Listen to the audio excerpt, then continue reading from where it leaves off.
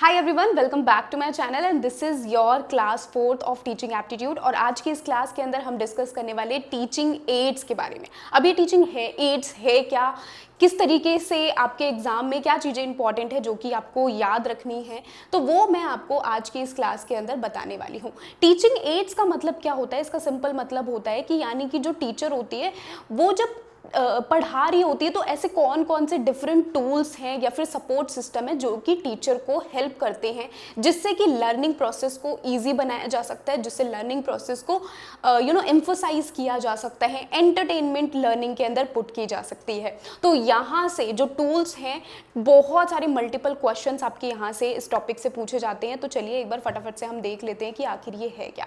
तो देखो, teaching ads का मतलब क्या होता है, यानी टीचिंग उपकरण की हम यहाँ पर बात कर रहे हैं। ऐसे टूल्स होते हैं, ऐसे मटेरियल्स होते हैं जो कि टीचर को सपोर्ट करते हैं। किसको सपोर्ट करते हैं? जो कि टीचर को सपोर्ट करते हैं, जिससे कि टीचर अपने लर्निंग को, अपने कंटेंट को, अपने लेसन को क्या कर पाती है, इंगेजिंग रख पाती है, क्लियर कर पाती है। और साथ के साथ स्टूडेंट के लिए भी आसान होता है, क्योंकि स्टूडेंट इनको काफ़ी आसानी से याद कर पाते हैं। ओके, तो ये जहाँ पर जितने भी कीवर्ड्स मैंने यहाँ पर मेंशन कर रखे हैं, बहुत इंपॉर्टेंट है। आपके एग्जाम में ये कीवर्ड से क्वेश्चंस पूछे जा चुके हैं। अब देखो, यहाँ पर जो टीचिंग एड्स होते हैं उनको कुछ कैटेगरी में डिवाइड किया गया है।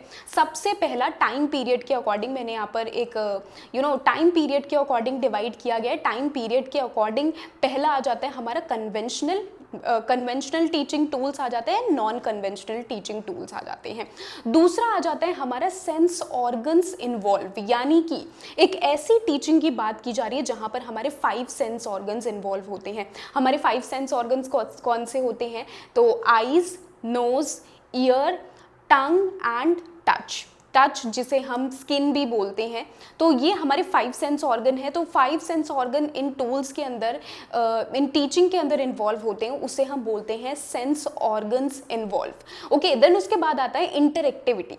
तो ये तीनों आखिर होते क्या हैं, इनके बारे में ज़रा हम देख लेते हैं फटाफट से। तो जब हम टाइम पीरियड की बात कर रहे हैं कि टाइम पीरियड के अकॉर्डिंग हमने इनको डिवाइड किया है, तो सबसे पहले हमारा आ जाता है कन्वेंशनल टीचिंग मेथड और कन्वेंशनल टीचिंग एड्स, जिसे हम बोलते हैं, जहाँ पर ट्रेडिशनल ये टीचिंग मेथड का यूज किया जाता है, जिसे हम क्या बोलते हैं, जिसे हम चॉक एंड टॉक मेथड भी बोलते हैं।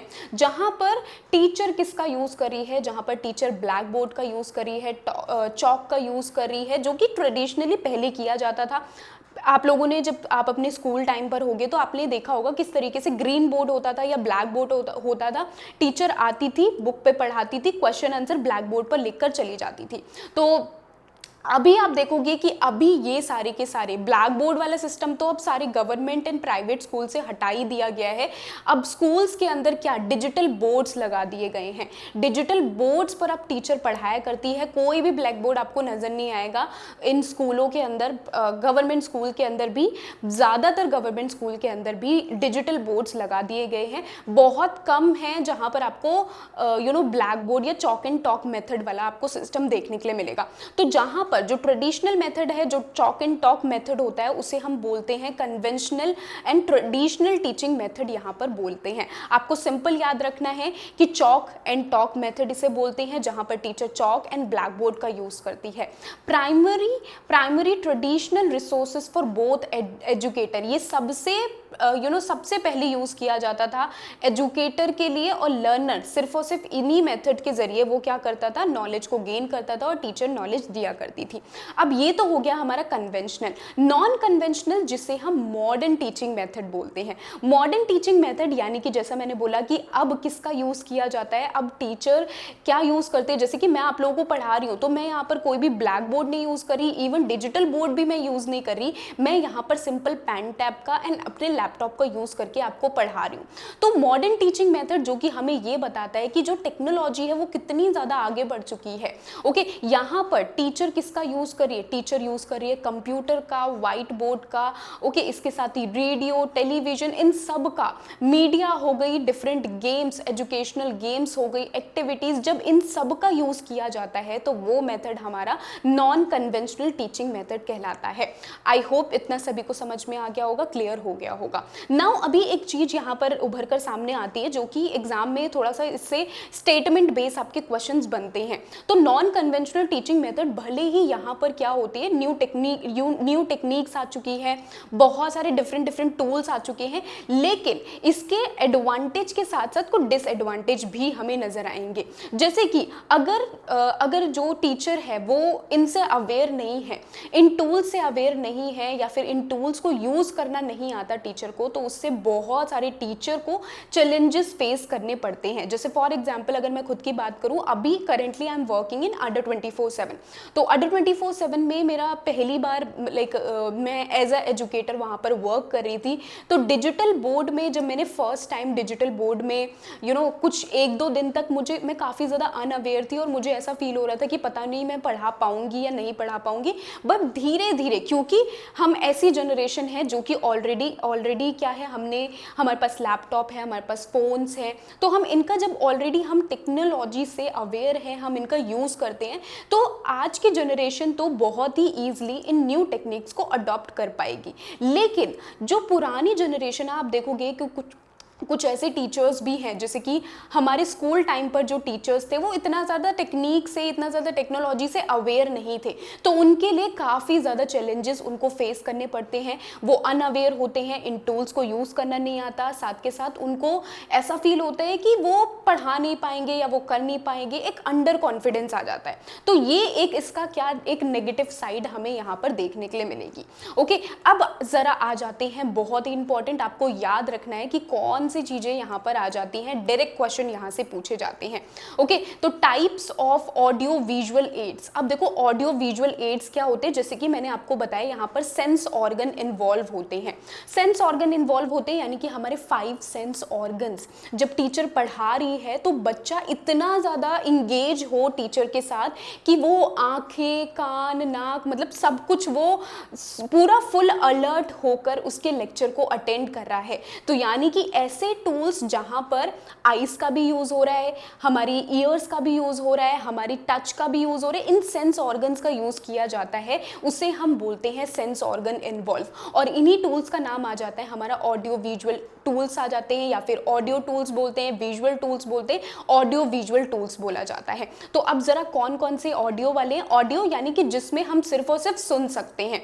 फॉर एग्जाम्पल रेडियो हो गया, ग्रामोफोन हो गया, स्पीकर हो गया, तो ये सारे के सारे क्या है, सिर्फ और सिर्फ सुन सकते हैं हम। रेडियो के थ्रू हम नॉलेज गेन कर सकते हैं, लेकिन उसको हम देख नहीं सकते, तो ये ऑडियो के अंदर आ जाएगा। नेक्स्ट, ऐसे टूल्स जो कि सिर्फ और सिर्फ हम देख सकते हैं, सुन नहीं सकते, जिन्हें हम विजुअल टूल्स बोलते हैं, जैसे कि हमारे चार्ट्स हो गया, इमेजेस हो गई, ग्राफ्स हो गए, टेक्स्ट हो गए, तो ये सारे के सारे क्या कहलाते हैं, हमारे विजुअल टूल्स कहलाएंगे।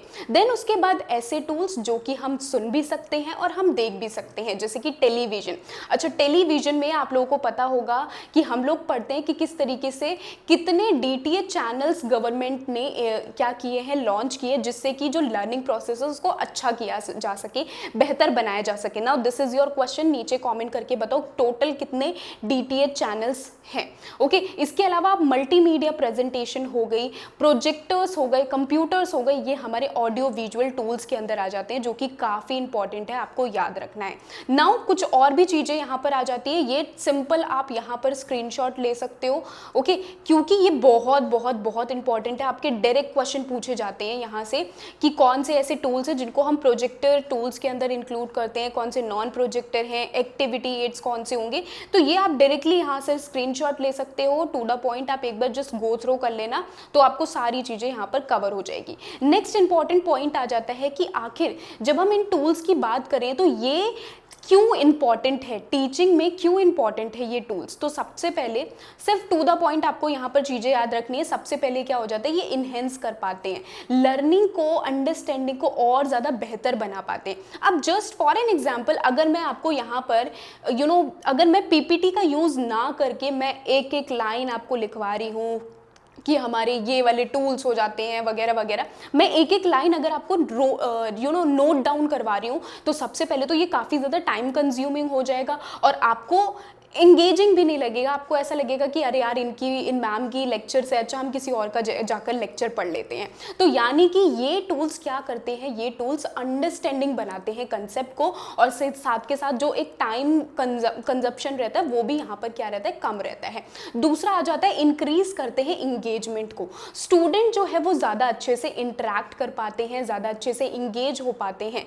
जब कभी भी आप देखोगे कि अगर जैसे कि मैं लिटरेचर के स्टूडेंट को पढ़ाती हूँ तो मैं उनको बोलती हूँ कि आप लोगों को क्या करना है, अगर हम रोमियो जूलियट अगर हम पढ़ रहे हैं तो रोमियो जूलियट की जाओ पहले मूवी देख कर आओ। तो इससे क्या होगा, क्योंकि हमारे पास ऑडियो विजुअल टूल्स हमारे पास अवेलेबल है, तो जो लर्निंग होगी वो और ज़्यादा बेहतर बन पाएगी और ज़्यादा इंगेजिंग बन पाएगी। तो इंगेजमेंट यहाँ पर इंप्रूव होता है। दूसरा क्या होता है, यहाँ पर सपोर्ट होता है, डिफरेंट लर्निंग स्टाइल को सपोर्ट किया जा सकता है। ओके, कौन से डिफरेंट लर्निंग स्टाइल होते हैं, यानी कि जैसे कि विजुअल टूल्स हो जाते हैं, ऑडियो टूल्स हो जाते हैं। जैसे कि हम अगर मैं बोल रही हूँ यहाँ पर DTH चैनल्स आप लोग फॉलो कर सकते हो, जहाँ पर आपको फ्री में लेक्चर्स देखने के लिए मिल जाएंगे। मैं ये भी बोल सकती हूँ कि आप लोगों को रेडियो पर जितनी भी न्यूज़ आती हैं आपको वो सुननी है। ये रेडियो पे पहले क्या आया करते थे, रेडियो पे पहले पॉडकास्ट आया करते थे जो कि अभी नहीं आते हैं, तो आपको वो सारी चीज़ें सुननी है। तो यानी कि जो लर्निंग प्रोसेस है, देखो एक तरफ आपको इंटरेस्ट भी आएगा पढ़ने में कि हाँ चलो हम लिखने से तो अच्छा ही है, नोट्स बनाने से, क्वेश्चन आंसर करने से तो अच्छा ही है, कुछ अलग एक्टिविटी कर रहे हैं हम यहाँ पर। ओके, तो यानी कि डिफरेंट लर्निंग स्टाइल यहाँ पर इन्वॉल्व होता है। नेक्स्ट आता है बूस्ट हो पाती है मेमोरी। तो बोला जाता है कि जब हम कोई भी कंसेप्ट हम देख रहे हैं, सुन रहे हैं, तो उसमें जब हमारे 5 सेंस ऑर्गन्स वहाँ पर हमारे जितने ज़्यादा सेंसेस हमारे इन्वॉल्व होते हैं उतनी ज़्यादा जल्दी हमें चीज़ें याद होती हैं, उतनी ज़्यादा चीज़ें हमें समझ में आती हैं। तो ये मेमोरी को बूस्ट करने में हेल्प करते हैं। इसके साथ ही ये फैसिलिटेट कर पाते हैं टीचिंग को, यानी कि ये जो इंस्ट्रक्टर होता है, जैसे जस्ट लाइक मी, अगर ये टूल्स अवेलेबल नहीं होते तो शायद मैं आपको पढ़ाई नहीं पाती। तो ये हम सभी को, मेरे जैसे टीचर और मेरे जैसे और भी बहुत सारे टीचर हैं, उन सभी को ये एक पाथ बताते हैं कि हाँ हम किस तरीके से इन टेक्निक्स का यूज करके आप तक आपकी हेल्प कर सकते हैं, आपको नॉलेज कैसे पहुंचा सकते हैं। ओके, तो ये हमारे सिंपल टूल्स आ जाते हैं। अब देखो यहाँ से आपके कैसे क्वेश्चंस पूछे गए थे। 21 जून 2019 मॉर्निंग पेपर में आपका क्वेश्चन पूछा गया था, which teaching aids enhance this skill. कौन सा टीचिंग टूल्स होता है जो कि रीडिंग की एंड लिसनिंग की एंड प्रोनाउंसिएशन की स्किल्स को इंप्रूव करता है। तो बहुत ही इजी सा क्वेश्चन है। यहाँ पर राइट आंसर क्या होगा ये आपको नीचे कमेंट करके बताना है। जो भी राइट कमेंट करेगा उसका आंसर मैं पिन अप कर दूंगी।